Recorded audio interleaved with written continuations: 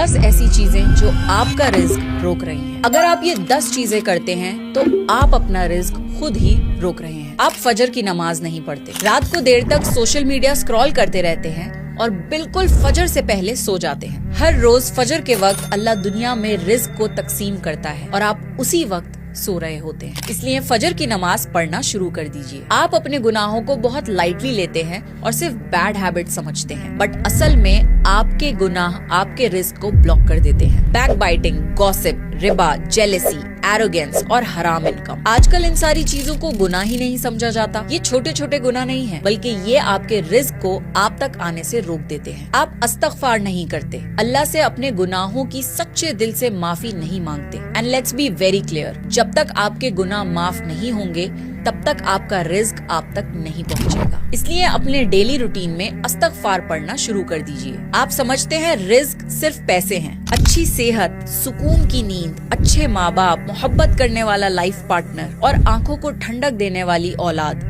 ये सब अल्लाह का दिया हुआ रिस्क है। आप शुक्र नहीं करते। अल्लाह की दी हुई छोटी छोटी नेमतों का शुक्र अदा करना शुरू करिए और आपका रिस्क बढ़ना शुरू हो जाएगा। इसका वादा तो अल्लाह ने खुद कुरान में भी किया है। आप जिक्र नहीं करते, सबको याद रखते हैं, पर अपने रब को भूल जाते हैं। जरा खुद से सोचिए, दिन भर में आप अल्लाह को कितनी दफा याद करते हैं। अल्लाह से मदद तो चाहिए, पर अल्लाह से कोई कनेक्शन ही बिल्ड नहीं किया तो आपकी दुआएं कैसे कबूल होंगी। आप सदका नहीं देते। सदका वेल्थ को अनलॉक करता है। अगर आप सदका देना शुरू कर दें तो आपके रिस्क में बरकत आना शुरू हो जाएगी, और इसका वादा अल्लाह ने कुरान में भी किया है। इसलिए जब भी कोई इनकम आए उसका थोड़ा सा हिस्सा सदके में जरूर निकालिए। आप अपनी हालत की बजाय हालात को ब्लेम करते हैं। लोग समझते हैं कि उनका risk economy, bad luck, job market या कनेक्शन की वजह से ब्लॉक हो रहा है। नहीं, रिस्क किसी बाहर की वजह से नहीं रुकता, बल्कि आपके दिल का जो हाल है उससे ही आपका रिस्क डिसाइड होता है। आप भूल गए हैं कि आपका रज़्ज़ाक अल्लाह है। अल्लाह को आप तक आपका रिस्क पहुंचाने के लिए किसी की जरूरत नहीं। अल्लाह असबाब का मोहताज नहीं है, असबाब अल्लाह के मोहताज है। इसलिए इस बात को समझ जाइए